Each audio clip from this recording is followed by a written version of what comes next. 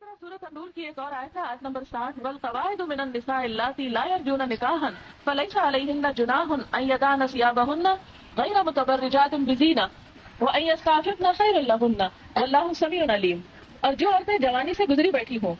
نکاح کی امیدوار نہ ہوں، وہ اگر اپنی چادریں اتار کر رکھ دیں تو ان پہ کوئی گناہ نہیں، بشرطے کہ زینت کی نمائش کرنے والی نہ ہوں۔ بوڑھی عورتوں کو بھی زینت کی نمائش سے منع کیا گیا ہے، تاہم وہ حیاداری برتے تو ان کے حق میں اچھا ہے، اور اللہ سب کچھ سنتا اور جانتا ہے۔ یہاں سے کیا بات پتہ چلتی ہے کہ عورت پر یہ جو پردے کی پابندی، اپنے آپ کو چھپانے کی پابندی ہے، یہ کب اس سے دور ہوتی ہے؟ جب عورت بیٹھ جاتی، یعنی چلنے پھرنے کے قابل نہیں رہتی۔ عموماً بیٹھتی کب ہے؟ جب ارتھرائٹس وغیرہ ہو جاتا ہے، ہاتھ پاؤں ٹیڑھے ہونے لگتے ہیں، آنا جانا باہر گھومنا پھرنا بازاروں میں اس کا ختم ہو جاتا ہے۔ اب یہ ہے کہ بیٹھی ایک جگہ، اگر باہر سے کوئی رشتے دار یا کوئی جان پہچان کے لوگ آ بھی گئے تو بیمار بھی ہے تو ضروری نہیں کہ اپنے اوپر ہر وقت اب چادر ہی بڑی اوڑھ کر رکھے، اب وہ اتار کے بھی رکھ سکتی ہے، چھوٹے دوپٹے میں بھی اس کا گزارا ہو جائے گا۔ اور ویسے بھی آپ نے دیکھا ہوگا کہ جو ڈھلنے لگتی ہے عمر اور جو بہت بڑھاپا آ جاتا ہے تو سینہ وغیرہ جو ہے اس میں بھی وہ نمائش نہیں رہتی، اور باقی حصے بھی جسم کے اس طرح خوبصورت نہیں رہتے، اس میں ہمیں دیکھا ہوگا اسکن سکڑ جاتی، اٹریکشن نہیں باقی رہتی۔ تو جب عورت کے اندر خوبصورتی یا اٹریکشن باقی نہ رہے تو پھر کیا حکم دیا گیا کہ پھر کوئی بات نہیں کہ وہ اپنی چادر جو ہے وہ اتار دے، جو سطر کے لیے پردے کے لیے اس نے اپنے اوپر اوڑھی تھی، لیکن غیر متبرجات بزینہ، زینت کی نمائش یا تبرج اب بھی نہیں کر سکتی۔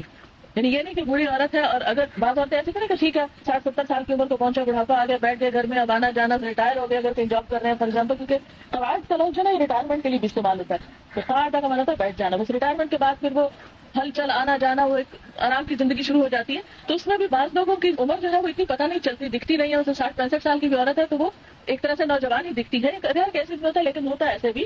تو فرمایا کہ اس صورت میں اس کو اجازت نہیں ہے کہ وہ محض یہ دیکھے کہ میری شادی تو ہو نہیں سکتی تو میں اپنا حجاب اتار دوں، نہیں، اس کو بھی حیا برتنے کا حکم دیا گیا ہے۔ پھر اس کے بعد ہم دیکھتے ہیں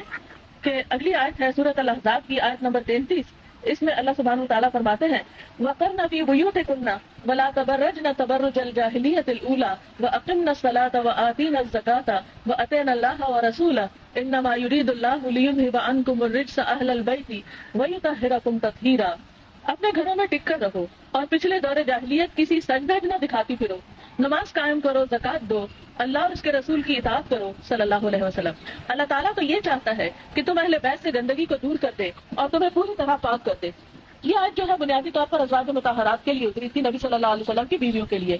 ان کو اس میں حکم دیا گیا۔ لیکن ہم سب جانتے ہیں کہ ازواج مطہرات ہمارے لیے رول ماڈل ہیں، خواتین کے لیے اسوہ حسنہ جو ہے وہ ازواج مطہرات میں، ان کو فالو کرو جیسے نبی صلی اللہ علیہ وسلم کے گھر کی عورتیں رہتی تھی، جس طرح کا ان کا لباس یا طور طریقے سے تم ان کو اپناؤ اور ان کو کاپی کرو۔ تو ان کو کیا حکم دیا گیا؟ وَقَرْنَ فِي بُيُوتِكُنَّ، اور اپنے گھروں میں ٹک کر رہو۔ گھروں میں ٹک کر رہنے کا مطلب کیا ہے کہ عورت کا اصل مقام جو ہے وہ اس کا گھر ہے، لیکن اس کا یہ مطلب نہیں کہ وہ گھر سے کبھی نکل ہی نہیں سکتی، ضرورت کے تحت نکل سکتی ہے، جیسا کہ ایک حدیث میں آتا ہے بے شک اللہ تعالیٰ نے تم عورتوں کو اجازت دی ہے کہ تم اپنی ضروریات کے لیے گھر سے نکل سکتی ہو،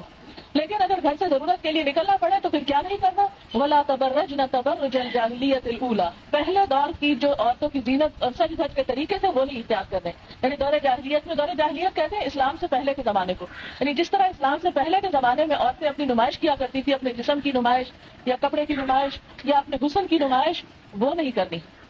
اب آپ دیکھیں نا، عورت کو شو پیس تو ہے نہیں، ٹھیک ہے، اپنے شوہر کے لیے سجتی بنتی ہے، وہ اس کو خوش کرتی ہے، وہ اس کو خوش کرتا ہے، وہ تو ایک اور تعلق اللہ تعالیٰ نے رکھا ہے، لیکن جو عورت کا حسن یا اس کا لباس یا زیور اس کے شوہر کے لیے یا اس کی خوشی کے لیے ہے، وہ ہر مرد کے لیے نہیں ہے۔ کیوں؟ اس لیے کہ اس مرد نے تو اس کو پروٹیکشن دی ہے، عزت دی ہے، وہ اس کا عزت کا رکھوالا ہے، وہ اس کے گھر میں ہے، وہ اس کی ایک حرمت ہے، لیکن دوسرے مرد جو ہے وہ عورت پر اس طرح عزت کی نظر نہیں ڈال سکتے، یعنی بازار میں پھرنے والے مرد جو ہیں وہ ہر عورت کو پھر عزت کی نگاہ سے نہیں دیکھ سکتے، اور عورت کے حسن سے اگر ان کے جذبات پہ اثر پڑتا ہے تو اس کی ذمہ داری پھر عورت قرار پائے گی۔ اس لیے مسلمان عورت کو اللہ نے حکم دیا کہ وہ اپنی زیب و زینت کی نمائش نہ کرے اور نماز قائم کرے اور زکوٰۃ ادا کرے۔ اچھا، یہ جو نماز کی بات ہے یہ بہت دلچسپ بات ہے کہ عام طور پر ہم نماز کیوں نہیں پڑھ سکتے؟ کہیں جب جاتے ہیں شادی پر یا بازار میں، نماز کیوں نہیں پڑھ سکتے؟ کیونکہ ہمارے کپڑے نہیں ایسے ہوتے کہ جن سے ہم نماز پڑھ سکیں۔ بعضوں کا اتنے باریک کپڑے ہوتے ہیں، بعضوں کا سر اوڑھنے کے لیے ایسا کپڑا نہیں ہوتا کہ ہم راستے میں کہیں بھی نماز پڑھ لیں۔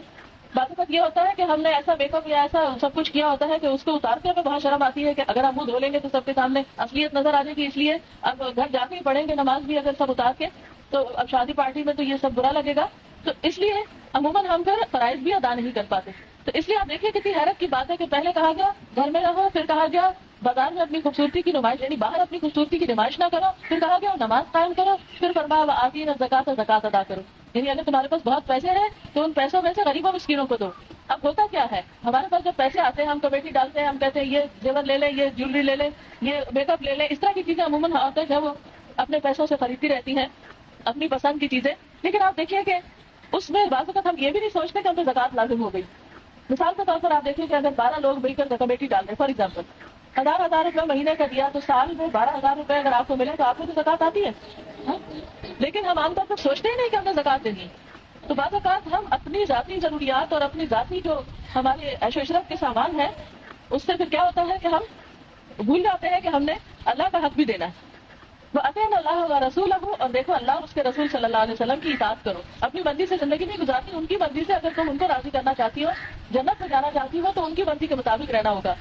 اور پھر اللہ تعالیٰ تو چاہتا ہے کہ تم سے ہر گندگی کو دھو دے اور تم کو خوب اچھی طرح پاک کر دے، یعنی یہ حکم اس لیے دیے گئے ہیں۔ پھر اس کے بعد ہم دیکھتے ہیں کہ سورۃ الاحزاب میں ہی ایک اور آیت آتی ہے جس میں اللہ سبحانہ وتعالیٰ نبی صلی اللہ علیہ وسلم کو حکم دیتے ہیں، یا ایھا النبی قل لازواجک وبناتک ونساء المؤمنین یدنین علیہن من جلابیبہن۔ اے نبی صلی اللہ علیہ وسلم، آپ اپنی بیویوں سے کہیے، اپنی بیٹیوں سے کہیے اور ساری مسلمان عورتوں سے کہیے، مومنوں کی عورتوں سے کہیے، کیا کہیے؟ یدنین علیہن، اپنے اوپر سے ڈالیں، من جلابیبہن، اپنی چادروں میں سے، یعنی چادر اس طرح اوڑے کہ اس کا کچھ حصہ اوپر سے بھی ڈال لیں، جیسے گھونگھٹ نکالتے تھے نا پہلے، یعنی چادر صرف یہاں تک نہ ہو بلکہ اس کو اوپر سے لٹکائیں۔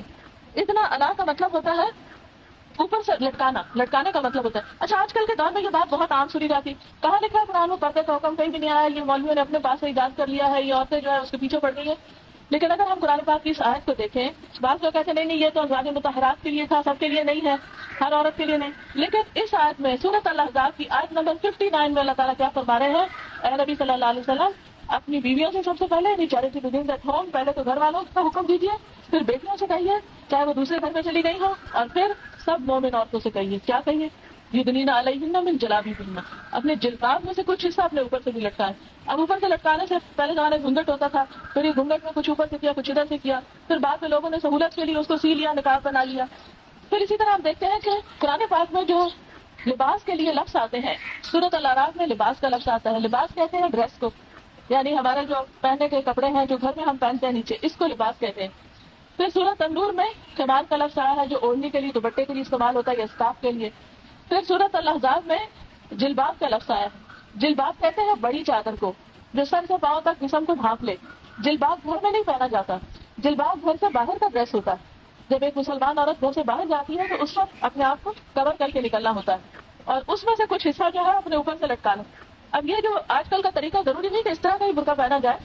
آپ بڑی چادر لے کر سر سے پاؤں تک ڈھانپ کے اس میں سے کچھ اوپر سے کھینچ لیں، کچھ نیچے سے کر لیں۔ جیسے آپ نے دیکھا ہوگا ایرانی عورتوں کا ایک خاص طریقہ ہوتا ہے، وہ گول سی بڑی سی چادر لیتی ہیں، یہاں سے بھی کیا ہوتا ہے، یہاں سے بھی کیا ہوتا ہے، بس تھوڑا سا بیچ میں سے منہ کھلا ہوتا ہے۔ سعودی عرب میں اگر آپ کبھی عمرہ حج وغیرہ گئے تو وہاں کی عورتیں جو ہے وہ بھی نیچے سے پہلے دوپٹہ لیتی ہیں، پھر اوپر سے یہ والا جو ہمارا تو یہ اوپر نکلا ہوا نا، تو وہ نیچے والا جو ہے جلباب اس کو یہاں سے اوپر سے پھر لاتی ہے۔ یہ خیر اسٹائل تو ہر ایک کے اپنے اپنے فرق ہے، لیکن اس میں کوئی شک کی بات نہیں ہے، قرآن کا حکم ہے،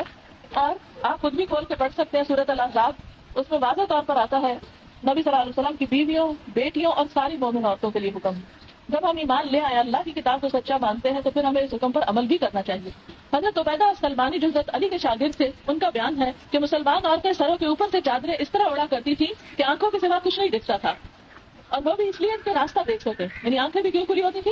کہ دیکھ سکے، کیونکہ اگر آنکھوں کے اوپر بھی پورا کپڑا آ جائے تو بعض اوقات راستہ وغیرہ نہیں تلاش ہو سکتا، بعض اوقات اگر آپ نے قرآن میچ کرنا ہے یا کچھ تو اس میں پھر اگر پوری طرح اوپر موٹا کپڑا ہے تو اس میں دکھائی نہیں دے گا۔ تو اس وجہ سے انہوں نے کہا کہ آنکھوں کے سوا باقی سب ڈھکا ہونا چاہیے۔ پھر اسی طرح جب آپ صلی اللہ علیہ وسلم نے عورتوں کو حکم دیا کہ وہ عیدگاہ کو جائیں تو عورتیں کہنے لگی کہ اللہ کے رسول صلی اللہ علیہ وسلم، ہمیں سے بعض کے پاس چادر نہیں ہوتی، تو آپ نے فرمایا جس کے پاس اپنی چادر نہ ہو تو اسے کوئی دوسری بہن چادر دے دے۔ اس سے کیا پتہ چلتا ہے کہ گھر کے ڈریس میں آپ عیدگاہ نہیں جا سکتے، گھر کے ڈریس میں نہیں جا سکتے، آپ کو اوپر بڑی چادر لینا ہے۔ یہ حدیث بخاری مسلم وغیرہ میں آتی ہے۔